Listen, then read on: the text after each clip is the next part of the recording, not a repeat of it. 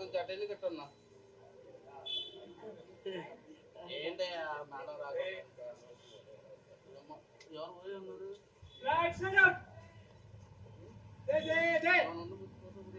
తీసుకోండి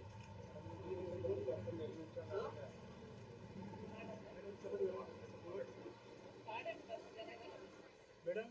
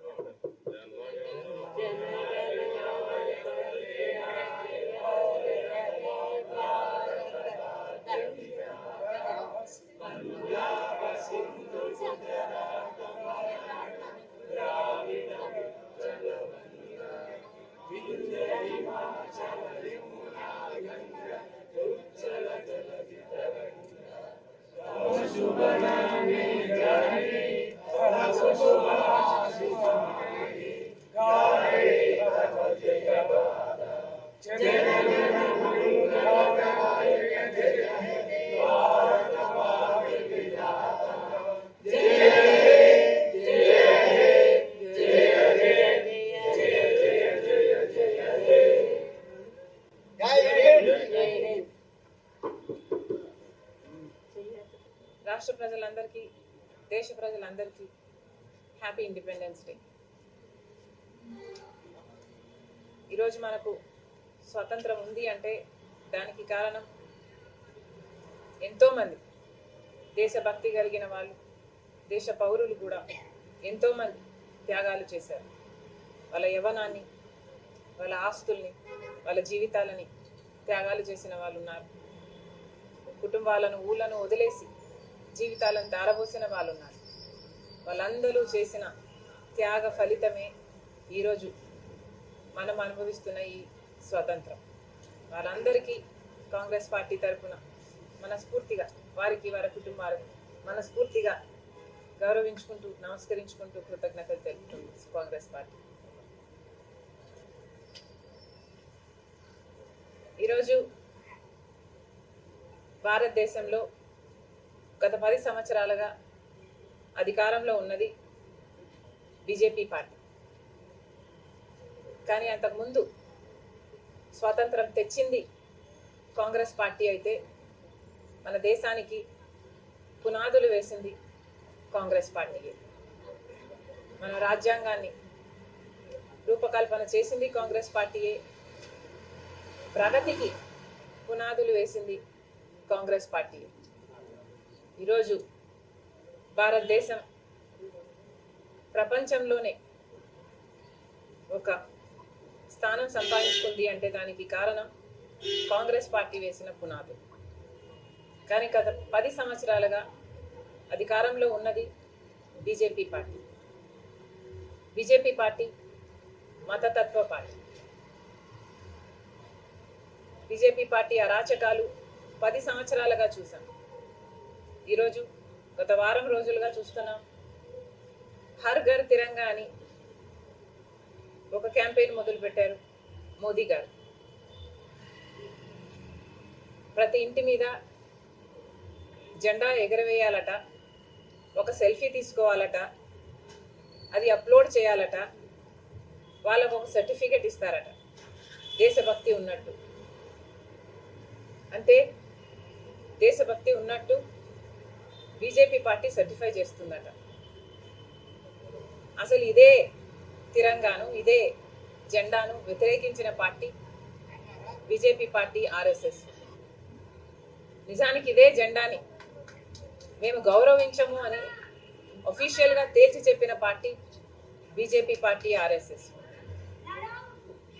ఒకే రంగు ఉండాలి, 3 రంగులు ఉన్న జెండాని మేము ఒప్పుకోను, హిందువులు దీన్ని గౌరవించరు అని మన జెండాని దశాబ్దాల పాటు తిరస్కరించి ఆర్ఎస్ఎస్ కనీసం వాళ్ళ పార్టీ ఆఫీస్లో ఎగరవేయను కూడాలి.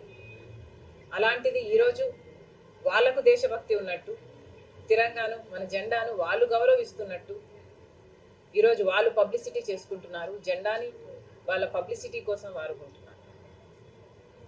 నిజానికి మోడీ గారు ఏం చేశారో దేశ ప్రజలకు సమాధానం చెప్పాలి.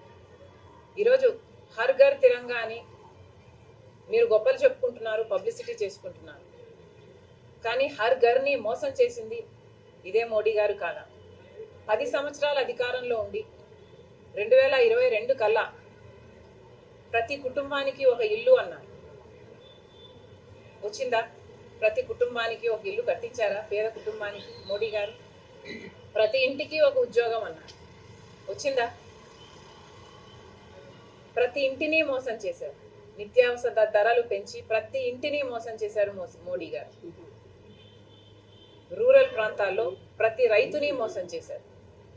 ప్రతి ఇంటిని రైతు ఆదాయం దుగనం చేస్తామని ప్రతి రైతుని మోసం చేశారు. ఇక మణిపూర్ లాంటి రాష్ట్రాలలో అయితే ఘర్ ఘర్ మసికర్, ప్రతి ఇంటిలో ఊచకొత. ఇక ఆంధ్ర రాష్ట్రంలో అయితే హర్ ఘర్ దోఖా. 10 సంవత్సరాలుగా ప్రత్యేక హోదా ఇస్తామని మన వాగ్దానం అయితే ప్రత్యేక హోదా ఇవ్వకుండా, విభజన హామీలలో ఏ ఒక్కటి నెరవేర్చకుండా ప్రతి ఇంటిని మోసం చేశారు మోడీ గారు. మరి ఈరోజు మోడీ గారు ఏం సమాధానం చెప్తారు? ఆంధ్ర రాష్ట్ర ప్రజలకు, దేశ ప్రజలకు సమాధానం సంజాయిషి ఇచ్చుకోవాల్సిన అవసరం ఉంది. ఒకవైపు మన రాజ్యాంగమే ఇబ్బందుల్లో పడింది, ప్రమాదంలో పడింది. ఈరోజు మన రాజ్యాంగాన్ని కాపాడుకోవాల్సిన బాధ్యత ప్రతి పౌరునికి ఉంది. రాజ్యాంగాన్ని మారుస్తామని మోడీ గారు ఎన్నోసార్లు వాళ్ళ చేష్టల ద్వారా, వాళ్ళ మాటల ద్వారా రాజ్యాంగాన్ని గౌరవించినట్టు మాట్లాడటం జరిగింది. మరి ఈరోజు మన ప్రజాస్వామ్యాన్ని కాపాడుకోవాలన్నా, రాజ్యాంగాన్ని కాపాడుకోవాలన్నా కాంగ్రెస్ పార్టీ అధికారంలోకి రావాల్సిన అవసరం ఎంతైనా ఉంది. ఒకవైపు మతతత్వ బీజేపీ పార్టీ ఉంటే, ఇంకోవైపు రాహుల్ గాంధీ గారు ప్రేమ కోసం, సోదర భావం కోసం, ఐక్యత కోసం పాదయాత్రలు చేశారు. మరి దేశానికి పునాదులు, ప్రగతికి పునాదులు వేసిన కాంగ్రెస్ పార్టీ అధికారంలో ఉండాల్సిన అవసరం ఈరోజు ఎంతైనా ఉంది. లేకపోతే మన ప్రజాస్వామ్యమే కాదు, మన రాజ్యాంగమే కాదు, ప్రజాస్వామ్యం కూడా ఇబ్బందుల్లో పడే పరిస్థితి ఈరోజు ఉంది. మరొకసారి దేశ ప్రజలందరికీ శుభాకాంక్షలు తెలియజేసుకుంటూ కాంగ్రెస్ పార్టీ ప్రజల పక్షాన ఉంటుంది అని మరొకసారి వాగ్దానం చేస్తూ సెలవు.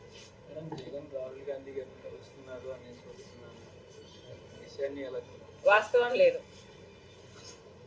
Thank you.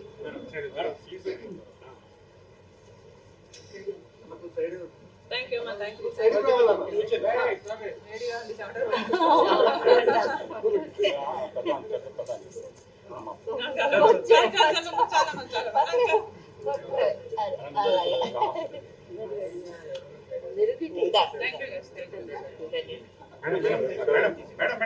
మేడం